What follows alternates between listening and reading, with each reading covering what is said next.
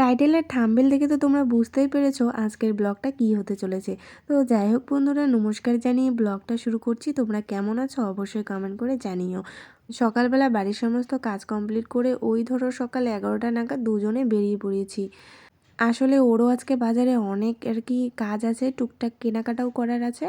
আর আমি চলে আসছি বিউটি পার্লারে ভ্রু প্লাক করতে। কিন্তু এখানে এসে আমার বরের একটা আবদার, মানে মানে এরকমও যে কারো বর, সত্যি বলতে কি আমি সত্যি খুব ভাগ্যবতী। ওই যে একটা কথায় বলে না, রূপবতী গুণবতী হওয়ার থেকে ভাগ্যবতী হওয়া অনেক ভালো। শুধুমাত্র ভ্রু প্লাক করতেই গেছি, কেননা আমরা সামনেই যাচ্ছি একটা জায়গায় ঘুরতে। তো তোমরা আস্তে আস্তে সবাই জানতেই পারবে। কিন্তু আমার বর এখানে এসে মানে পার্লার যিনি আর কি আইব্রো করছিলেন তাকে জিজ্ঞাসা করলো কোনটার কী রকম রেট। সত্যি বলতে কি এসব বিষয়ে আমার একদমই নলেজ নেই। উনি অনেক কিছুই বললেন, অনেক প্রোডাক্ট অনুযায়ী নাকি দাম হয়।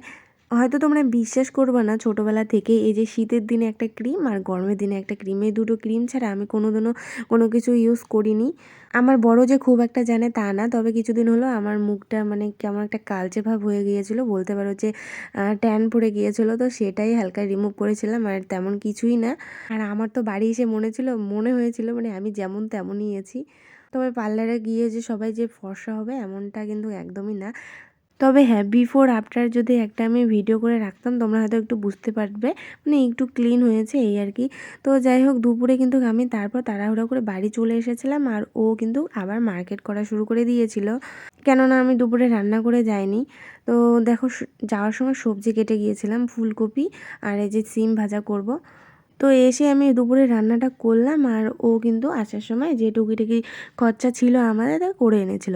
আর এদের মধ্যে দুপুরবেলা চলে এসেছিলো পার্সেল, যেটা বরাবরই মানে দুপুরবেলা ছাড়া মনে হয় যেন পার্সেল আমাদের এখানে হয়ই না, মানে সকাল বিকালে কোনো দিনও আসেনি। ঠিক 1টা থেকে 1:30টার সময় যতবারই আমি জিনিস অর্ডার দিয়েছি।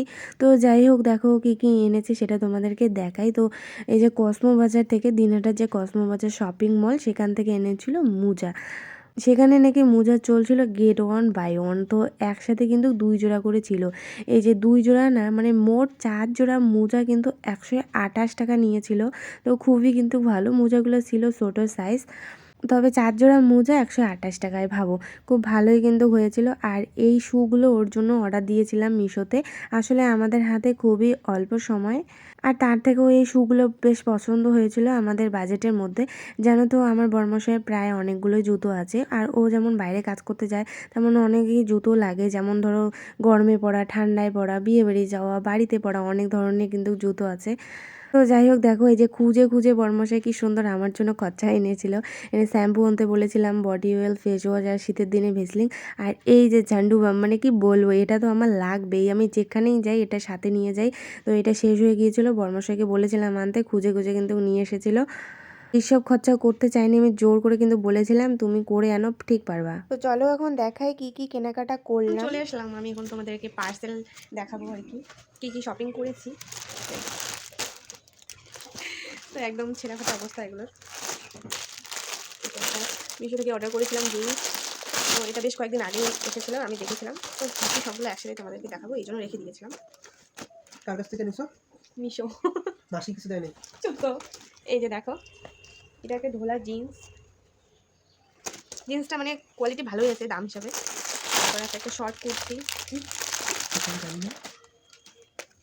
এটা ব্ল্যাক কালারের, তো অনেক দিনই এসেছে। এই যে হাতাটা এরকম একটু ডিজাইন আছে। এটার দাম নিয়েছিল বন্ধুরা 160 টাকা নিয়েছিল। মানে লাইভ চলছিল মিশোতে, লাইভ চলাকালীন কিছু অফার দিয়েছিল, তখনই আমি এটা বাই করেছিলাম। তারপর এটা কম বেশি এর আগের ব্লগে তোমরা দেখেছো, মানে আমি এগুলো তোমাদেরকে দেখাচ্ছি যে আমি ট্যুরে যাওয়ার জন্য কী কী শপিং। এই যে এই সোয়েটারটা আমি রাসমেলা থেকে নিয়েছিলাম। এটা কিসের ছালে তোর? চুপ করবা তুমি। এই যে দেখো বন্ধুরা, এটা একটা হাইনেক হোয়াইট কালারের। এটা কিসের ছালে? এটা আমার না একটু লুজ হয়, তো ভাবছি পরে মনে হচ্ছে ভেড়ার মনে হচ্ছে। ভালোই। আর এই যে একটা, যেটা আমার খুবই পছন্দের, কাশ্মীরি। মানে এটা পরে আপনি ক্রিসমাস পালন করবেন তো? কিছুটা কিন্তু ওরকম, ছি ছি, কিছুটা ওরকম লাগে। এই যে দেখো, এটা একটা কোট রেড কালারের। এই যে বড় বড় সামনে বোতাম আছে। ও তোমরা যদি আমার ব্লগ ফলো করো অবশ্যই তোমরা দেখতে পারবে। তো যারা যারা আমার চ্যানেলটিকে এখনও সাবস্ক্রাইব করোনি, জলদি জলদি সাবস্ক্রাইব করে নাও। আমি কোথায় যাচ্ছি, কীভাবে যাচ্ছি সবটাই শেয়ার করবো। দেখো এটা ভিতরে পরে তারপরে এই কোটটা পরতে লাগবে। তো এই হলো আমার শপিং। তো যাই হোক বন্ধুরা, এই সামান্যটুকুই ছিল। তো এখন বাজে বিকেল 4টা, আর এখন একটু রেস্ট করবো, তারপর সন্ধ্যাবাতি দেবো। তো চলো পরে দেখা হচ্ছে। চলে আসলাম ঠাকুর ঘরে। আর আমাদের কিন্তু সন্ধ্যাবাতি দেওয়ার আগে এই যে ঘরের যে চৌকাঠ হয়, মানে এই যে দরজার সামনেরটা, এখানে কিন্তু হালকা একটু জল ছিটা দিয়ে হাত দিয়ে লেপে নেয়, সে মাটি হোক কিংবা পাকা। মানে আমি শুরুর থেকে এটাই দেখে আসতেছি। তো আমাদের বাপের বাড়িতে আবার এই নিয়মটা নেই সন্ধ্যাবেলা। তো যাই হোক, এই মানে শ্বশুরবাড়িতে কিন্তু সকালবেলাও দেয় এটা, ঝাড় দেওয়ার পরে সন্ধ্যাবেলাও সন্ধ্যাবাতি দেওয়ার আগে দেয়।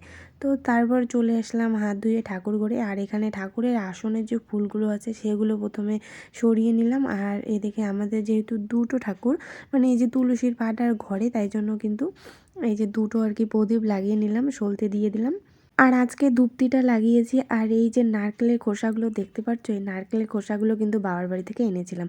আসলে তোমরা যারা আমার ব্লগ দেখো তারা তো জানে, মানে আমাদের মানে কি বলবো, জল থেকে শুরু করে সবটাই কিন্তু কিনে খেতে লাগে। এই যে ঠাকুরকে যে একটু ছোবা দিয়ে ধোনা দেবো সেটাও কিনতে লাগে।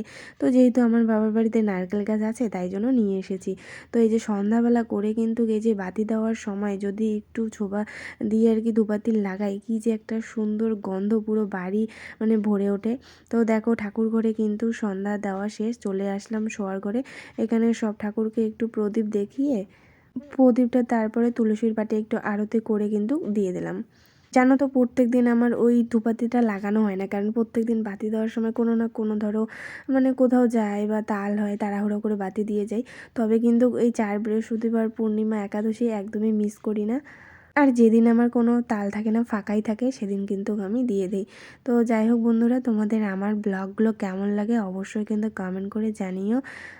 ঠাকুর ঘরে কিন্তু ধোয়া দেওয়ার পর আমি চলে আসলাম রান্নাঘরে।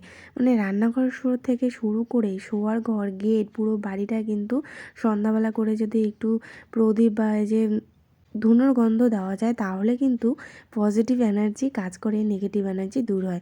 তো যাই হোক দেখো, তারপর আমি শঙ্খ বাজিয়ে আজকে আমার সন্ধ্যা দেওয়া এখানে এন্ড করলাম, আর সাথে কিন্তু ব্লগটাও টাটা।